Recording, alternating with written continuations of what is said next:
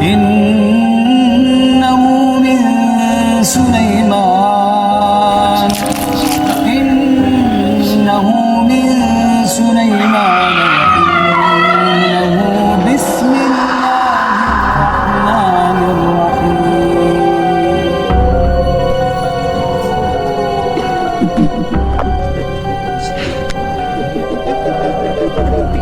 Nampak ada pocong kat tepi katil kita. Meracau dia dah terpekik apa semua and Nampak ini tiga anak semua. Apa dia bikin kat sini? Aku macam seram itu nak tanya tau. Pasal tak Dia dipanggil kotak 7 kali 7.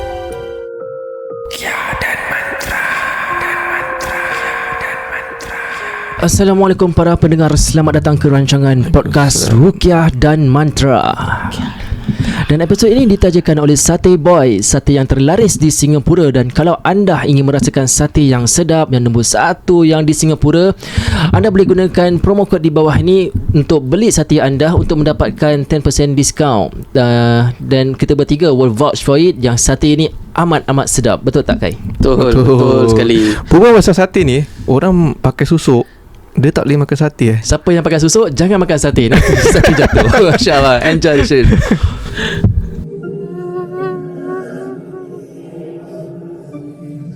Selamat kembali ke rancangan Ruqyah dan Mantra. Dan pada episod kali ini kita akan menampilkan seorang bekas paranormal di Singapura. Dan kita akan namakan beliau Hadi, bukan nama sebenar. Nama sebenar. Dalam rancangan 1 jam ni bersama Hadi Saya betul. Boleh.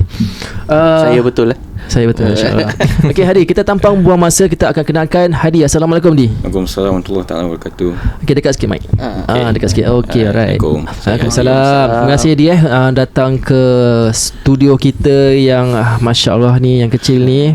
Thank you so much untuk untuk tampilkan ke hadapan lah kisah anda semasa anda dalam kumpulan paranormal suatu ketika dulu. Ya, betul. Okay, mungkin untuk anda yang tak tahu paranormal tu apa, Kai atau Di nak terangkan? Tak tahu. Serius. Kita curious lah.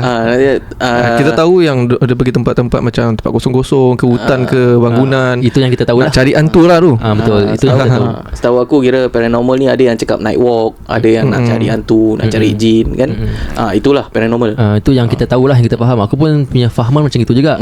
Tapi mungkin kita boleh suruh Hadi jelaskan apa sebenarnya ni kumpulan paranormal ni. Okay, sebenarnya this paranormal ni like you said, aku bukan dalam itu group. Aku tak join. Just that happen to ada kenalan with them. So apparently diorang pun kebetulan buat ni paranormal activities. So aku just join in just to have exposure to understand what this all paranormal about. So this paranormal, what they do is that, yeah, like you said, diorang pergi tempat-tempat cari hantu. Back then was I think around 8-9 years back. So this paranormal team yang I was with them previously, so diorang ada full time job. Nama grup dia apa? Okay. From this group, just happen to get to know them, so they give me the opportunity to ada exposure lah. Macam have an experience what this paranormal is all about, apa yang diorang betul-betul buat. So somehow team ni buat paranormal ni is a hobby. Berapa ramai ahli dalam kumpulan tu? I think ramai juga. Ramai? Ramai. Tapi yang selalu rapat tu I think around 4-5 of them. Masa selalu dengan diorang je lah. So kumpulan paranormal ni dia akan pergi ke tempat-tempat yang orang kata berhantu lah. Berhantu. Seperti tempat? For building wise, tempat-tempat yang orang kata tu angker back then when I was with them tak pergi. So kita pergi more tu macam Pasir Ris Swamp. And at the same time pun diorang ada buat perubatan. Sungai api-api Sungai api-api. is it? Pasir Ris Swamp? Bukan, Pasir Ris Swamp aku rasa dekat downtown around there lah. In the east side lah. Tempat-tempat gini aku pun ikut diorang pergi perubatan. Pasal diorang pun buat perubatan. So like I mean a good experience lah with them. So more kalau paranormal and explore tempat tu, back then when with them tak banyak sangat. So more to perubatan. Perubatan. That means orang yang kena kerasukan dorang datang. Kerasukan diorang datang, atau there's a family, dia akan have a complaint, cakap rumah dia kena gangguan, family dia kena gangguan. Sama lah macam you know, I mean, you guys practice lah kan. So mungkin kita nak bawa ke perjalanan tu macam mana? Okay lah. So what I'm about to share, I think I'm gonna give some disclaimer a bit. So this is based on my experience, on my research, and mouth to mouth lah, mulut ke mulut lah. Kalau nak belajar sesuatu ilmu ke pasal paranormal, so because this topic is kind of sensitive, so this is based on my research and my experience. So salah silap sana pun tak maaf lah. This is what I've learned. So it started 8 to 9 years back. So that time pun kira baru kahwin. So I consume a lot of YouTube videos, tengok YouTube. So selalunya tengok video hantu lah. Video hantu, video paranormal, specifically those from Indonesia. Indonesia. So I got hooked up with some of the YouTuber yang paranormal di Indonesia. Diorang consider make money out of it. Konten ganas-ganas So I was just surprised, because selalunya tengok cerita tu biasa. Local pun I consume juga, tapi I more attracted with yang Indonesia. Okay, faham. So diorang punya buat paranormal activity ni is quite, to me is quite advanced lah. Dia cari hantu satu hal, dia seru. Cara dia seru pun is something unique that I never seen before. And then dah start ke ilmuan diorang, macam mana, macam nak lawan jin. So I was like a curious cat kind of person tau. So macam macam serious, this is there's such thing on this supernatural thing. So at the same time pun I consume this video pasal Indonesia juga, pesantren. This pesantren dia ajar ilmu. So ajar ilmu. So was big fans lah. Dengar tengok daripada a number group of them sampai membesar. So this content diorang belajar, and then diorang practical. So they taking the video tu diorang practical. Macam mana aku ajar korang, korang execute. Macam nak tarik energy, macam mana nak ambil medium, kasih sampuk, komunikasi. And at the same time pun diorang, pasal diorang dah belajar this ilmu, right, diorang nak test power. So the student, whatever I've teach you, kau try lawan ni jin. So jin ni apparently ada peringkat-peringkat lah, daripada level, ada level dia lah.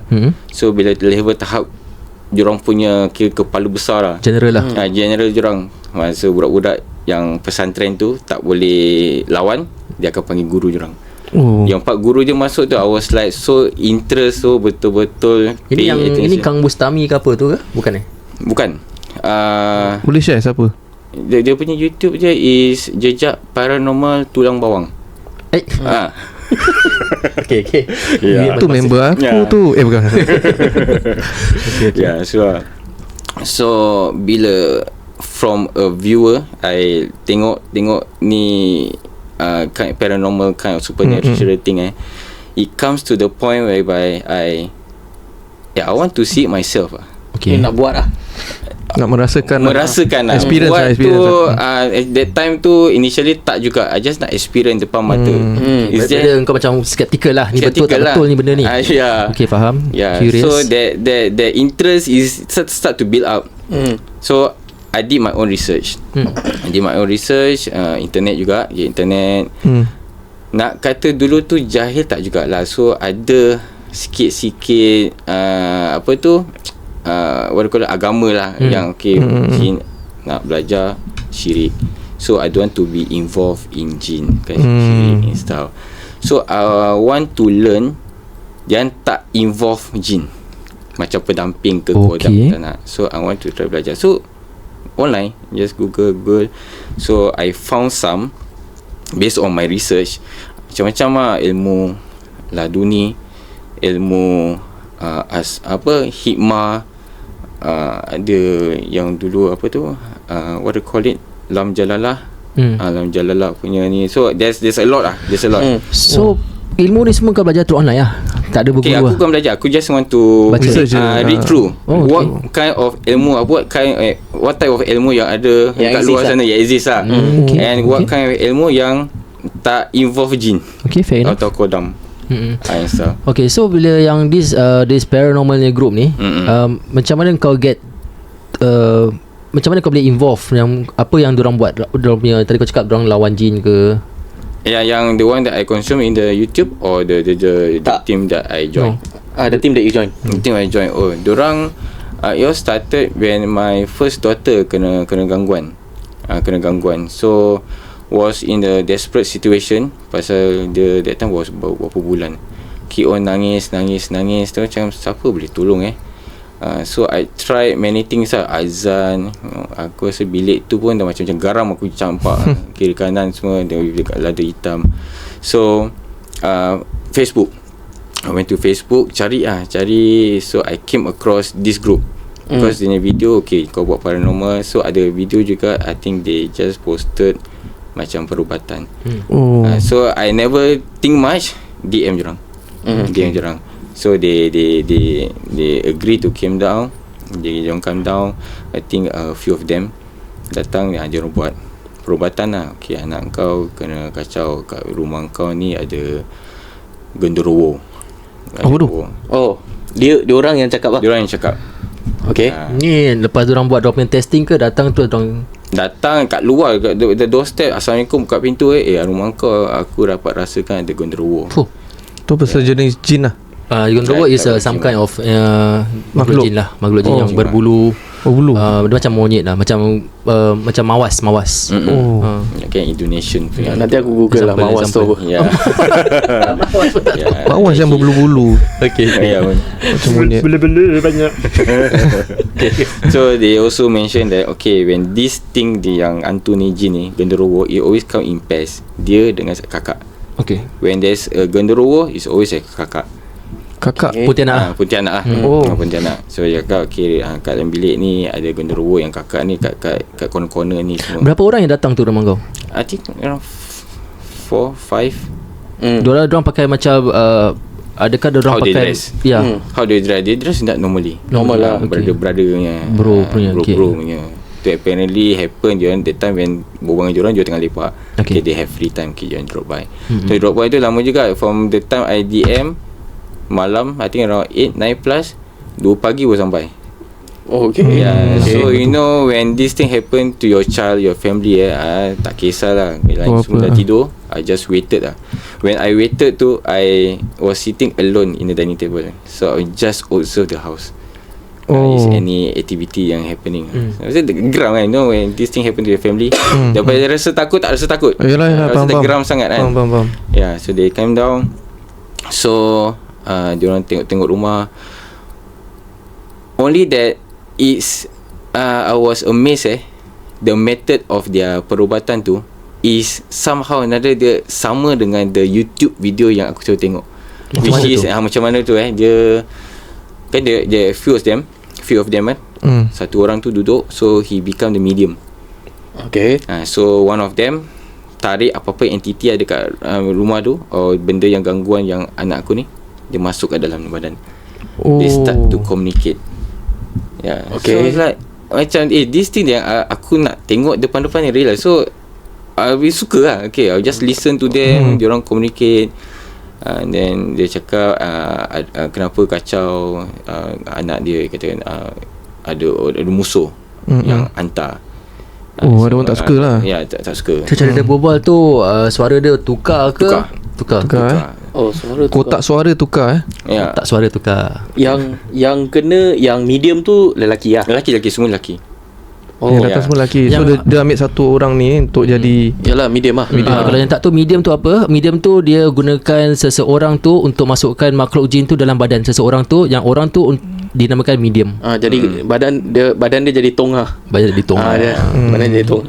So after some communication bla bla bla ni semua, dia cakap dia perawat pun tanya aku, kau ada musuh tak?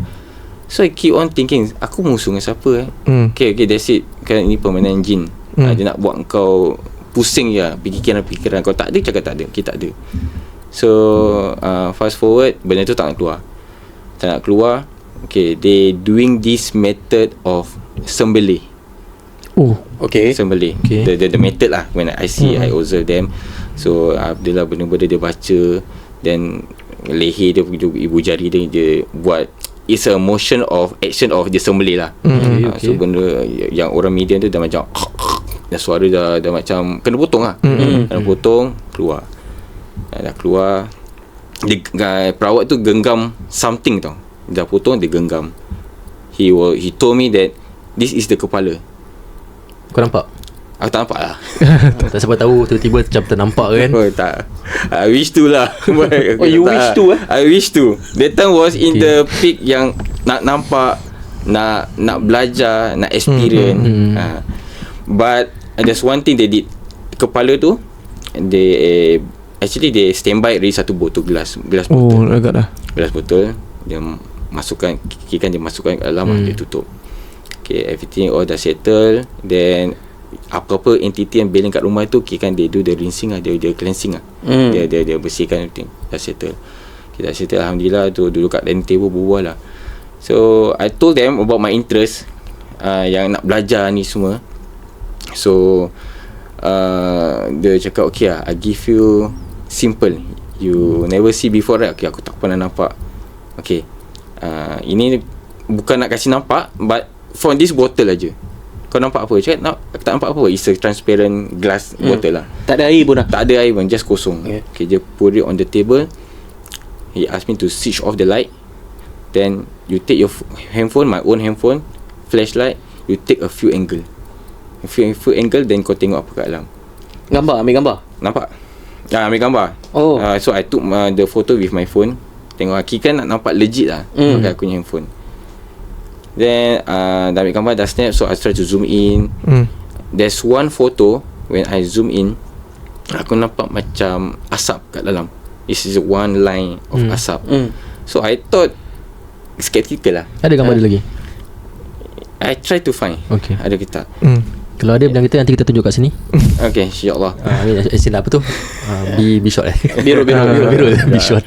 So yang tengoklah, okay, ni betul ke asap? Nak kata flashlight, from the photo is live, flashlight je kat sini, tapi asap je kat tengah, can see asap. So macam wah, okay, ini in my heart I found a group I found a group to attach with lah. Yang serasi lah. Ni lagi kira justify apa yang kau nak. Yeah, because previously before I met them, I met I think one ustaz from local, belajar dari dia.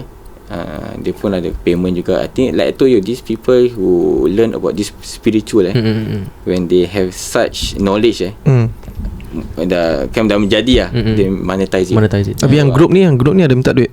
Tak minta. Oh, tak minta duit. Ikhlas lah. Kau dah datang jauh-jauh kasih dia kopi ke duit transport je lah. Yeah, they never give me a specific price. Okay, this is our service, tak lah. Okay. Yeah. Okay. So bila kau dah tahu yang dalam kau dah tahu yang kau dah nampak tu, kau dah rasa macam, ui, I found a group. So what's next? Diorang terus macam terima kau ke? No, I say okay, I get contact. Korang buat apa? Kita buat paranormal activity jugalah. If you interested to join, you join us. So okay, they. Okay, jap. Yep. Minta maaf mencela. Tadi you kata dia cleansing your house. Take us through macam mana dia cleanse the house tu. Cara dia macam quite simple. I think because they orang berilmu Okay. So they just, I can see from their lips, dia orang baca. Kau dengar bacaannya?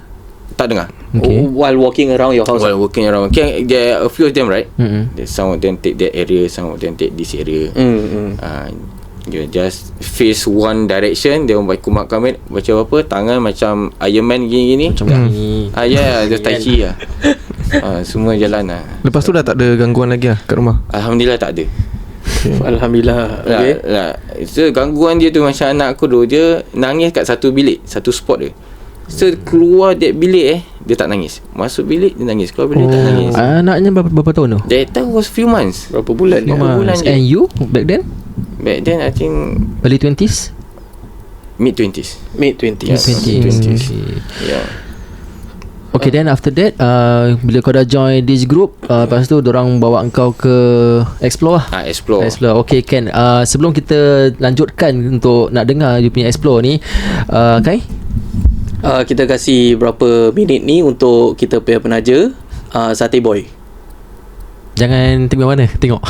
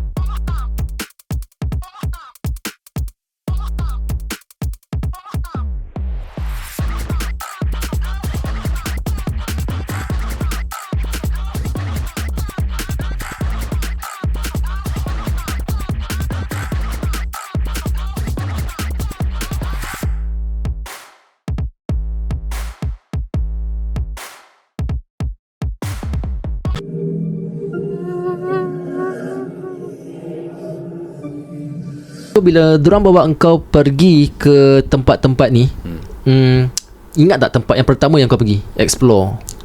And apa yang terjadi? Okay, tempat pertama tu bukan explore. Diorang happen to have satu rumah untuk berubat. Actually this rumah diorang nak follow up lah. Diorang dah pergi siang-siang, dia dah buat satu perubatan, dia dah advise itu owner of the house buat apa-apa. So ni diorang punya follow up lah. So I join them, pergi kat rumah tu. There's this room dia bawa, because dia complain bilik ni yang selalu ada gangguan.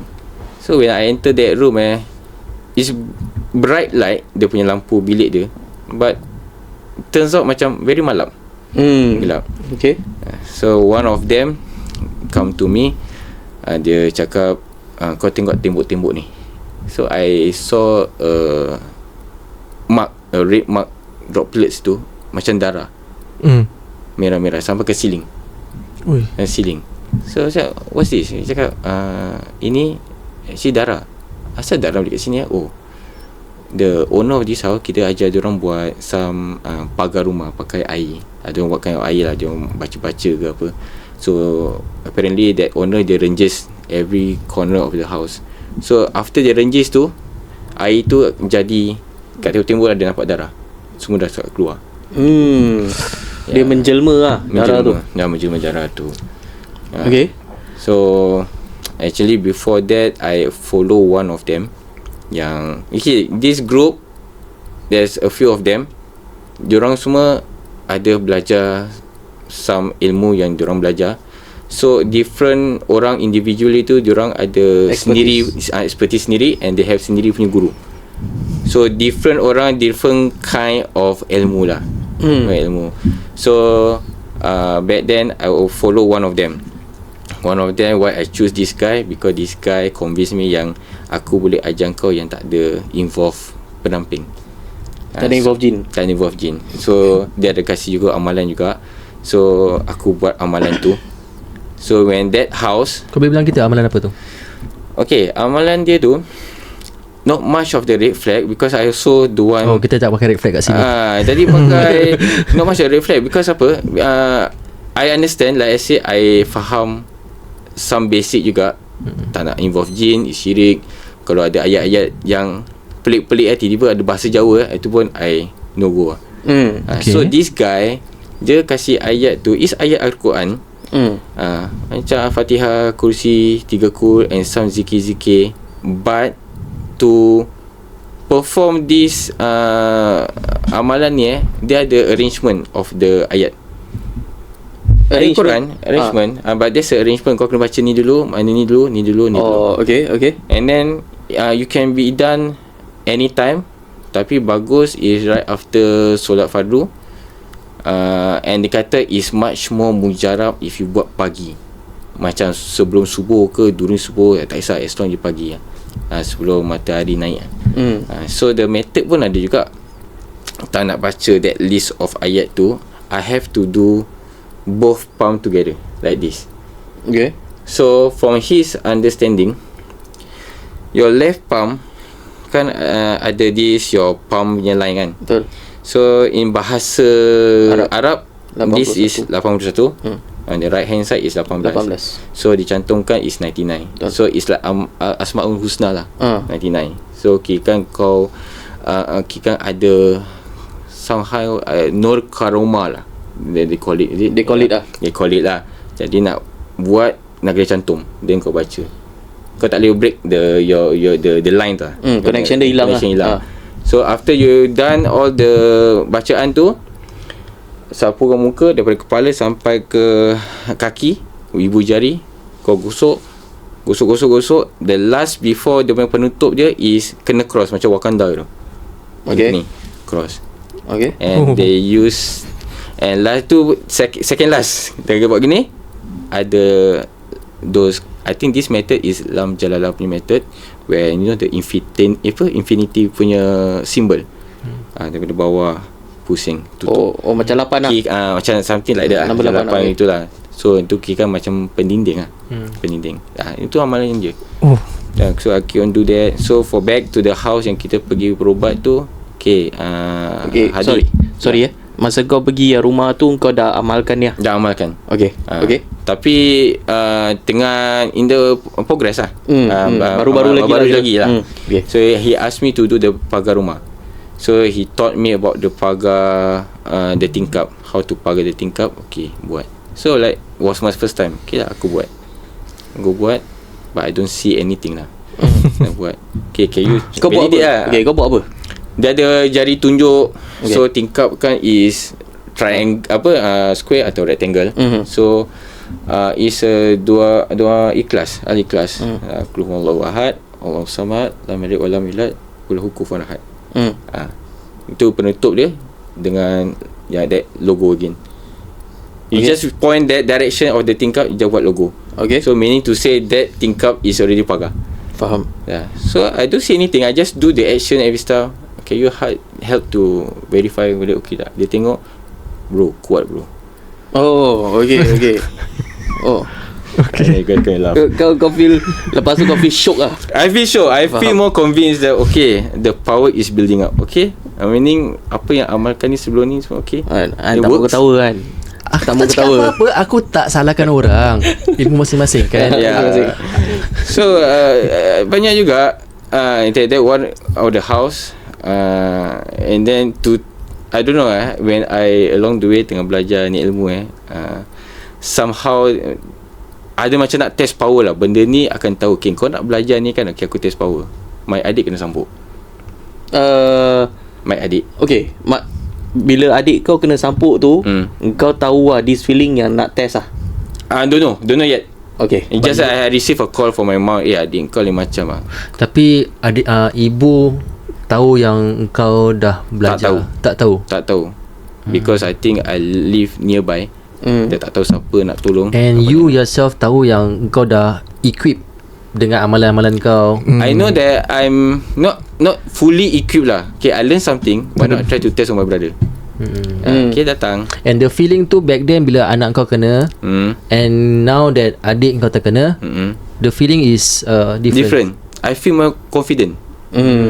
Macam dah amalkan tunjuk-tunjuk sikit from the person that I belajar with. Dia dah macam verify, okay, ini kau buat bagus lah, betul yang kau buat ni betul, rasa lah very kuat lah energy dan semua. Macam is it, I don't feel anything, but okay lah, I mean kau yang lagi berilmu lah, kau dapat tahu.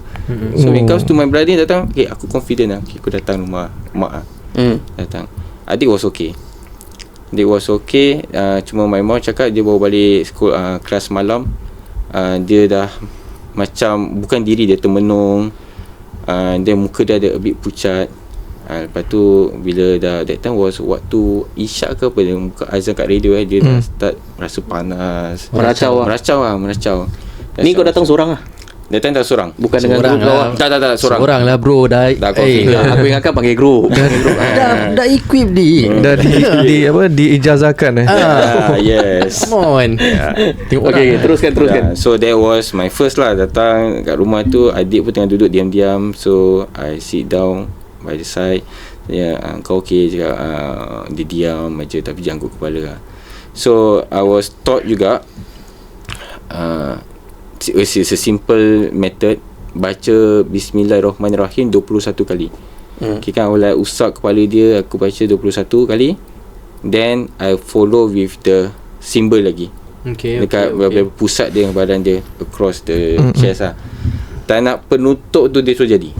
Jadi apa? Dia kira kan dia dah benda dah masuk lah. Masuk.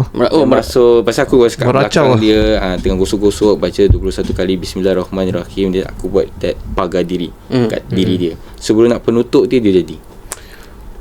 Okay. Jadi do some communication. Like, it was a shock. First time serious lah, works lah. Okay, do communication. Kenapa kau kacau? Dia kata, aku suka adik kau. Dah berapa lama aku perhatikan adik kau semua. Okay, kau keluar lah, kau siam lah di sini kan. Aku tak nak adik aku in this kind of situation yang kacau dia. Sama lah, suara pun tukar semua. Suara tukar. Aku baca ayat kursi, dia ikut. Tapi lincah gila. Okay. Dia ikut tapi very lincah. Dia macam try to make fun of me, buat lincah-lincah semua. Try to my story with my adik. So tengok macam baca ayat kursi, tak load lah. Tak load. I don't know what came across my mind. Aku was bawa minyak atar. I don't know minyak atar apa lah. It just happen is inside my bag. So minyak atar tu put inside on my fingers. Tu aku buat kalimah Allah dekat dahi dia. Dia tepis lah. Dia makin menjadi lah. Dia agresif. That happen. My abang pun dah sampai rumah tu. Tahan dia. And then after nak buat, sambung lagi nak habiskan that kalimah Allah tu kat dahi dia tu. Baru dia cakap dia surrender nak keluar. So keluar, kau keluar watch the YouTube. So cara dia daripada perut sampai ke mulut. Okay, I guide you daripada perut keluar kat mulut. Dia kata okay. Very obedient. Dia dengar, very cooperative lah. So daripada perut tu aku tekan baca kursi lagi. But sambil baca tu, sambil aku tolak ke atas lah. This is the interesting part. When aku tolak ke atas tu, I feel a slight vibration at my palm je. Macam kau lihat apa sih ni? Macam ada orang tolak. No, it's like macam vibration, macam energy tu. Okay.